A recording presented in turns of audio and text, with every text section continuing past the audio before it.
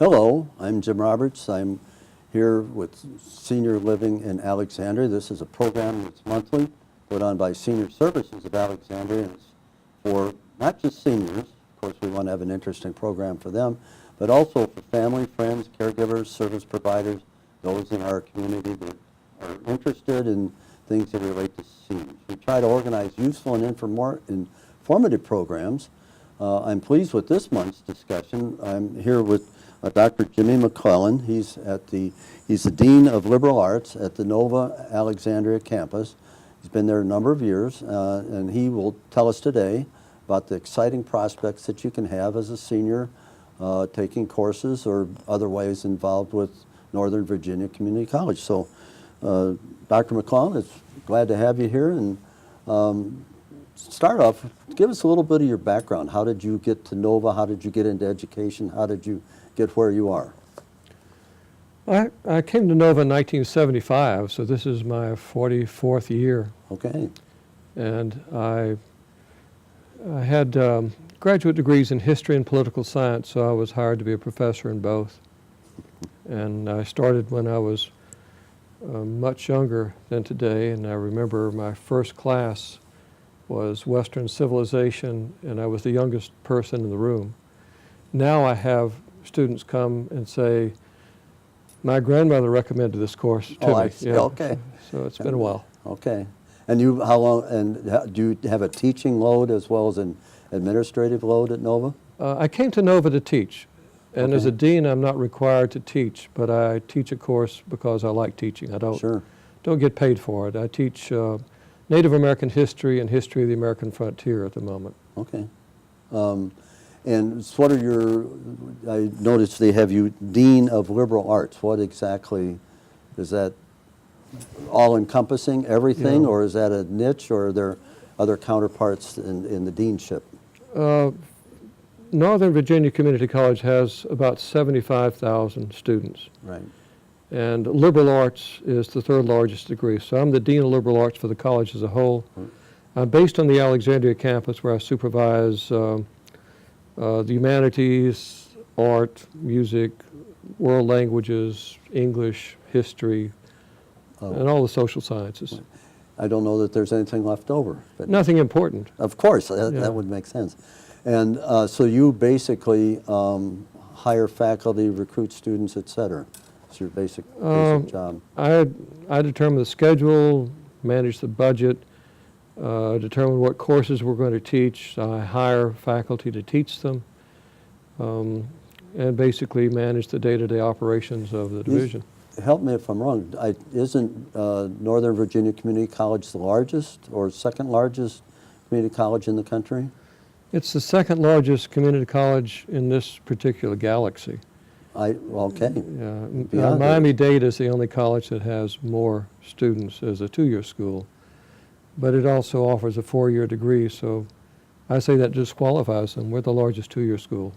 So you have two-year courses, four-year courses, graduate courses, the gamut of academic offerings? We have three types of students. We have students who come to transfer to a four-year school, where they would then finish this junior and senior year and get a graduate degree. We have students who come looking for a technical training that would lead them straight into the workplace. And the third area, the area we're really talking about today, is the student who comes to simply satisfy intellectual curiosity. Okay. We stress lifetime learning. And for senior citizens, Nova is a great place to come, because all the faculty in my division have at least a master's degree, and about 40% of them have doctorate, and they're all in the classroom. If you go to a four-year school, often you have a graduate student teaching a first or second year course. Mm-hmm. Our classes are small, and our faculty are well trained, and the quality of the education is very good. In the breadth of those departments, courses, academic disciplines, and if you're a senior, is there any limit in terms of what you can, in other words, are they only in certain departments, only seniors in astrophysics or real estate or something, or is it available to all courses available? Any and every course at the college is open to seniors. Anybody over 60 can take a course at Nova by auditing it, which means you sit in the class. The good thing there is you don't have to do papers, you don't take exams, you can just learn. So it's a lifetime learning opportunity. If you're over 60 and your income level is less than $23,850 a year taxable income, you can take credit courses for free and pursue a degree. So we have several hundred students always on campus who are seniors, and it enlivens a class. I would not want to teach a class without somebody over the age of 70 sitting in with the teens and 20s, because they enrich the class so much and get a lot out of it, and the students benefit from having an older, more mature voice. So you can, is it mandatory that you audit, or if you want to take it for credit, is that an option? Or are there limits on that? I wasn't clear on that. Yeah, you can audit any class for free if you're over 60. Okay. If you want to take a class for credit, you can take it for free if your income is under $23,850. And I'm not sure why they chose that number, but there it is. It's taxable income. And then over that, you would Over that, be you can take regular courses for tuition credit. cost of pay any tuition. other student. Right. Our tuition, though, is about a quarter what it is for four-year schools, which is Okay.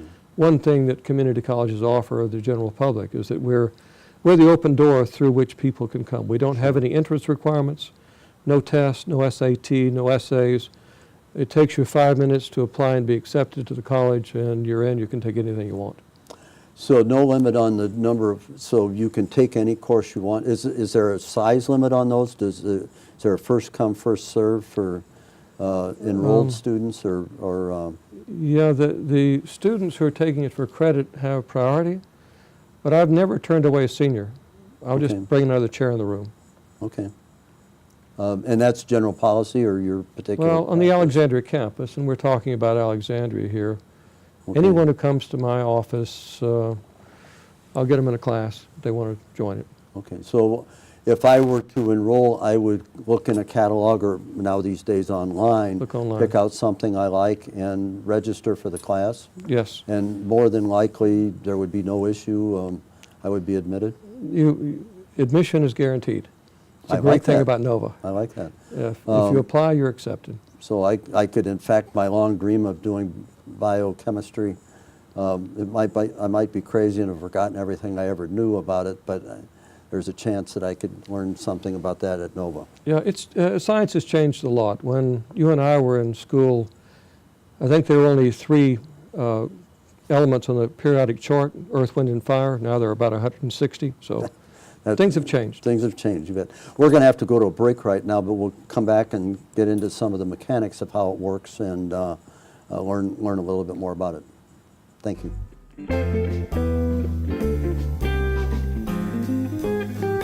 Well, it's time for an intermission. We'll get back to our interview in just a few minutes, but we have our monthly treat.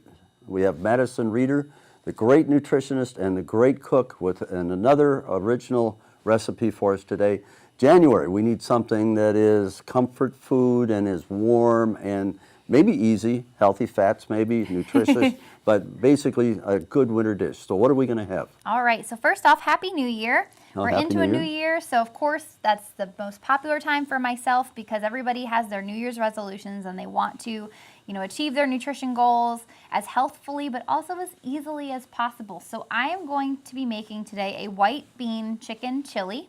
It's very easy. It's made all in one pot on the stovetop, and I've got one little trick that's a little bit unique that makes this really special. So I'm gonna kind of talk through it, and then we'll get to try it afterwards. Okay, is this a secret trick or can you reveal it to I'm our... going to reveal it all good. today, so you This guys is will it. get all the Stay details. tuned. Don't go away. All right, so it's all made in one pot. So if you're in a rush, or especially if you're a senior and cooking, your proteins is a little bit too complicated for you, what I did for this recipe is we're going to use a rotisserie chicken. That's going to be your protein base. That's going to be the meat that's in our chili today. Okay. So just when the rotisserie chicken is still warm, just take all of the chicken off the bone. Try to avoid using the skin of the chicken for this recipe to cut out a little bit of extra fat and extra calories. Okay.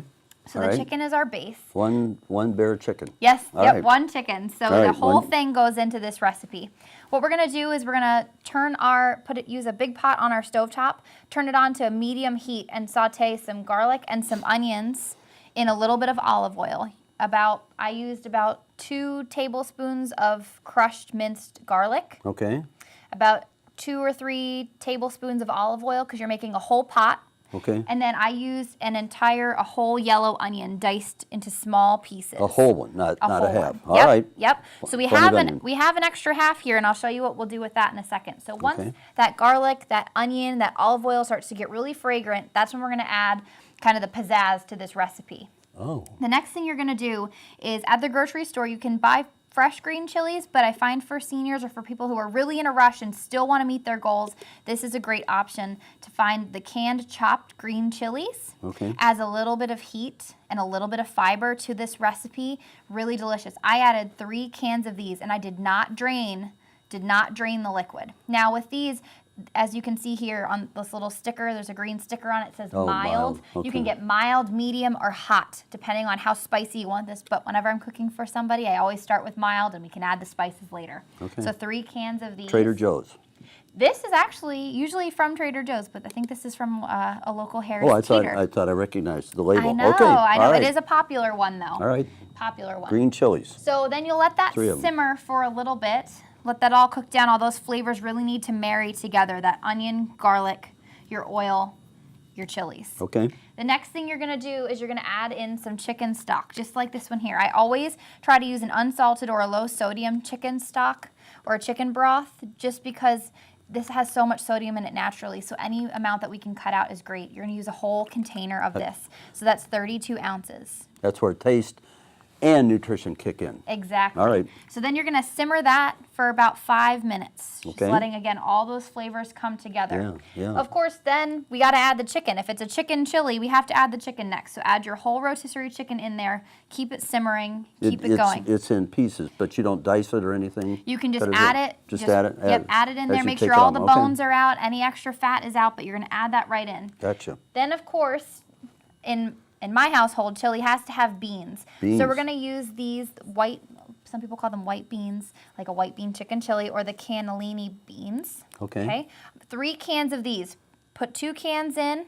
I like to, and we talked about this beforehand, drain and rinse the beans before adding them in Yeah. to get any excess sodium off if you're using a canned product. With our 3rd can, so we added 2 to our mixture. With our 3rd can, we're going to do something a little bit special with them. So I'm not going to drain these. I'm going to pour that into a bowl just like this. Mm-hmm. We're going to add a little bit of onion. So I saved some onion here. Okay. So I'm just going to chop up. I don't have to slice it really small. Is that in addition to the onion that you've cooked? Correct. So Oh, we've got more a onion. little Okay. bit more onion. All right. And you'll see why. So just a couple. And white onion? Yellow A onion? yellow onion. But you Yellow can onion. use a white or a yellow, whatever your All right. preference is. Then we're going to add, and we'll add some more cilantro to our chili in a second here, but we're going to add just some cilantro leaves. I just cut the top of the bunch off and add that in here. And then we're going to add just a tiny bit, because there is, as you can see in here, there is some liquid in there. I want just a tiny, tiny bit more. We're going to add a Okay. little bit, like a tablespoon of this chicken stock. Just eyeball it a little bit there. And we are going to mix that with an immersion blender. So what this is, it's basically a very small little blender, and it lets you blend in any type of container you want instead of being confined to a food processor or a traditional blender. So we're going to just blend that up. It works So really, no really splash? simply. Not too much. It's really simple. So I'll kind of show And you easier how. to use. Yes, Okay. very easy to use. I'll show you how that works All here. right. Right. Well, it'll blend up really well with this immersion blender and blends up into like a paste. So once you have that paste, what that does is that creates the thickness for your soup product. Okay. So when you cook with beans or potatoes, those are great thickening agents for a soup. And when you blend them a little bit more, it adds just a little bit more thickness. So a lot of times with a chili that you're making on a stovetop, and this one only takes about a half an hour, if you're not simmering it for hours and hours or an entire day, it doesn't get quite as thick as maybe you'd want it to. It gets really watery. By adding this, by blending it all up and adding it together, it creates a different level of thickness, which Okay. makes it really unique. So that's one of my favorite tips and tricks with making a chili. Ah, So That's I'll the add tip. that into our big pot mixture. The last couple of things that we add to this is, of course, our spices and our herbs, our cilantro. So we're going to add a 1/4 cup of chopped cilantro. You want to make sure it's diced nice and small. You can use a big chopping knife, a paring knife, whatever it is that you have in your home to dice that up nice and small. We're going to add a teaspoon of all of our spices. Make it easy to remember. A teaspoon of red pepper flakes, a teaspoon of, I like to use an Italian seasoning. Okay. Because you get some basil, you get some oregano. Okay. A What's that teaspoon one? of cumin. Cumin, okay. Yes, that's a great one. It really makes it have that chili flavor. It's a very popular Okay. flavor with chilies. And then you're going to simmer that for half an hour. Leave it set, not boiling, just simmering. And that's all there is to this recipe. What I recommend eating this chili with is a little bit of lime, putting like a lime squeeze into your chili bowl, adding some cheese if you'd like. You can use a vegan cheese, Okay. a regular Mexican cheese. And here- And then my other tip is to use a Oh. Greek yogurt instead of sour cream for your chili. Healthier. Yes, your Greek Lower yogurt fat. has more protein and some less shredded fat. cheese. You add a little bit of cheese sounds to it, delicious. and it's a really great combination. Let's put a little lime. This is my little Okay. juicer. And squeeze that out. Perfect. Just a little bit because I don't want it to be too overpowering. Okay. Add, if you'd like to add some cheese or some Greek Well, yogurt. here, I'll sure give you a can. spoon. Thank you. You may prefer more, but I'll do it on this side. And a little Perfect. bit of yogurt. Yep. Put that in there. And the Greek yogurt really makes it Get a good unique too. spoonful here. And then each bite's a little bit different. Oh, boy. That's a rich soup. Wow. I like the fact you made that paste. I mean, it blends all those things in. Yeah, and you can see, if Better you have look at another it, it's got a little bit more of a thickness to it than just from your broth, which is really unique.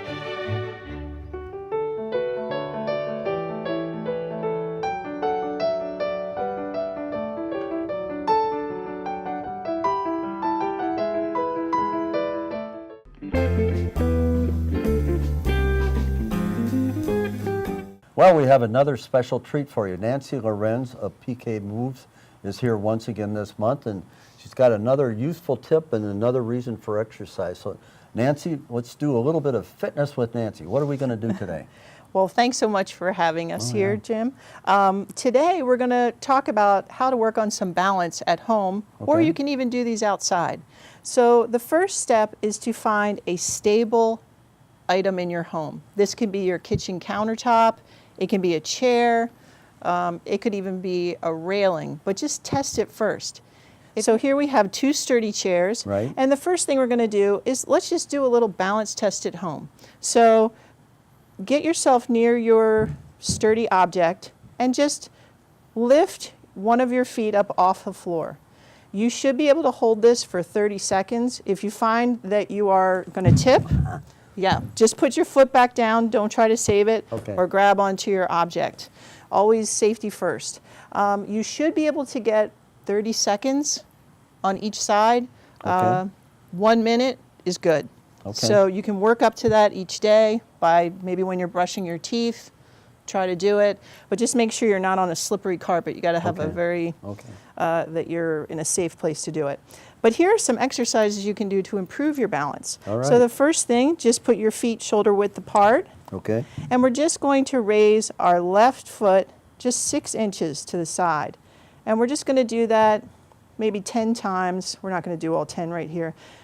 For an extra challenge, don't put your foot down in between and do not touch your object. But if you're really unsteady, you could put one finger on your stable object and then try to take it off.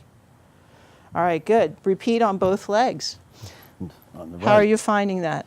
I'm not good on balance. I have better Oh practices. dear. And the good thing about balance is it's something you can get back. We have Yeah, these little yeah. nerves in our feet, proprioceptors, and you can wake them back up. Okay, next thing we're going to do is a little bit wider apart on our feet. And now we're just going to raise our knee up just about knee height. Just raise it up and try to hold your balance there. If you can, there you go. Both sides. Good. Try to have more control in going down. Once again, it's the negative where you Okay. build. And then the last exercise, you're going to be using your glute, and you're going to keep a straight leg, and then lift your heel up about 6 inches. Try to do this without touching the object, and squeeze your bun. Mine? If you don't squeeze it, no one else will, Jim. I can. I've learned All right, that. now we're going to switch to the other side. Same thing. You can hold on if you need to. Now I'm going to spot you for this one. Okay. Try to do it with your eyes closed for another challenge. Okay. Becomes a little bit more challenging it with does. that. Okay. Okay. So just try to do those exercises maybe 3 times a day, 10 on each side, and you'll see a great improvement in your balance. I can see I've got work to do, and thank you. Thank you very much. We're back. I'm here with Dr. Jimmy McClellan. He's the Dean of Liberal Arts at the Northern Virginia Community College, and we're talking about, in particular, the programs and how seniors can enroll in these programs. We learned from the previous segment that you can enroll for free in just about any course, so that's a huge benefit. How many seniors do you have at any time that are enrolled in courses, approximately? Is it a lot? Is it a little? It's generally a lot, more than you would think. In every class that I've ever taught, I've had at least 1 or 2 seniors, and that's true for most of the humanities and social sciences. That's the area that most people choose to. You had mentioned it was beneficial to have a senior in the classroom. What does that mean? They show up on time? And they don't text. They show up on time, but they add things to the course. I taught a course years ago at Goodwin House, a senior citizen home Okay. in Alexandria. And I was teaching a course in international relations, and I had credit students who were 18 or 19, but I had probably 35 seniors in there. And I remember giving a lecture about the Treaty of Versailles. And after it was over, one of the men in the class came up and tugged me on my sleeve and said, "You know, I was there that day, and what Woody Wilson really said was." So those are things that you can't add. We just taught a class recently that was about jazz. We had about 35 seniors in that. And the instructor, who is in his 30s, was amazed because most of the students in the class had actually been to concerts where the great musicians of all time had performed, and it was great for him. And great for the other students in the class because it enriched the class for them. Are seniors sometimes maybe feeling they've been out of it for a number of years and afraid to participate? And then the other side of it, are the younger people intimidated by perhaps seniors? What's the dynamics among students? Maybe at first seniors are a little shy about speaking, but most of them have something to offer and they realize it very quickly. And because they have something to offer, the younger students realize that this is a valuable asset in the classroom.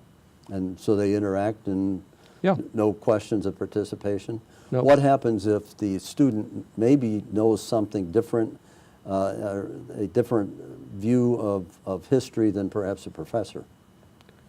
I hope that's the case Okay. because I like to have a lot of different opinions. We all have a background that gave us experiences, and we use that experience to judge what we see. So there's a car wreck out here in the street, and 30 witnesses see it. Each of the witnesses has a different view of what happened. History is the same thing. And Each that- historian has a different view. Everybody in the class should bring his or her own perspective. Okay. How many of the seniors are enrolled for credit? Is there a large number of those, or? I'd say 90% of the seniors take audit classes, Okay. and the rest take it for credit. Some are coming back after years to finish a degree they started when they were young. Okay. And the credits probably are still good. They can just transfer them in from wherever they took them before. If when you audit, you're not required to take tests and write papers. What No. if you chose to? Would that be discouraged or encouraged? If you do that, I'll have to grade them. So I if see. you'd You like, personally? yeah, Oh, at least dear. in my class, Okay. you're welcome to do as much or as little as you want. Okay. And so a lot of the seniors do take the exams, they do write the papers, and they learn more from doing that than they would just sitting in the class. Well, they want to test themselves and see what they know and Right. see if they've still got some. If they're not having a senior moment, they remember what Senior moments come into this, I think. Yes, so. they do. Are they able to keep up? Is there any terms of speed or preparation? Or No, I'm 73.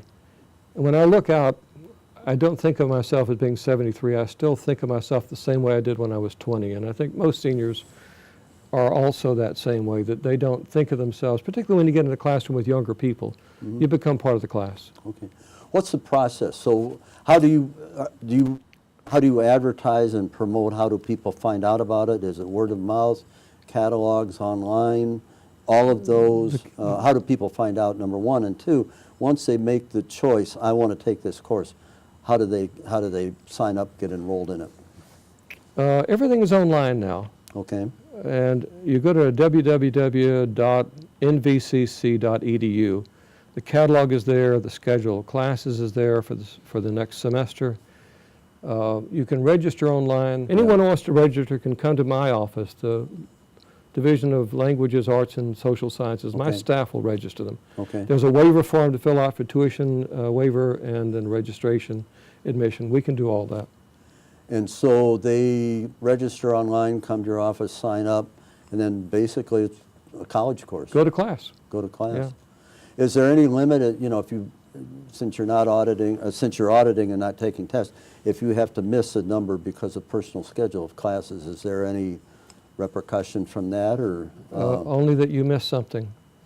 You're not getting a grade, you're getting an audit, which is Okay. just an X on your transcript. It says you took the class but not for credit. What would be the range of cost of a typical course? I mean, what's the price?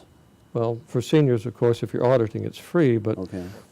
tuition for in-state, and I should mention that to be eligible for the tuition, no tuition, you have to live in Virginia for at least 1 year. Oh, okay. That's an important factor. Okay. But for credit students, generally it's about $180, $190 a credit. Georgetown is up to $60,000, $70,000 a year, yes. so No, this this- is Community far cheaper colleges than are that. little known, untold, well known now, secret in terms Right. of education. They And do we quite have- a good job. We have guaranteed admission at most colleges in Virginia and this region, so you take the courses at Nova, transfer there, and all your credit goes with you, and you've saved 2 years' worth of a great expense. We're running out of time, but I understand you'll be featured in the Senior Services Speaker Series in February, and people that should come and see if they have any particular questions. But I think you've given us an outstanding overview of the opportunity at Nova. I mean, I need to do that. It's a great place, and everybody's welcome. What are you going to teach in the spring? Native American history. That would be of interest. I'll look you Yeah, up. it's a good course. I'll bet it is. Thank you very much. Appreciate thank you you. coming today and telling us a little bit about education opportunities for seniors.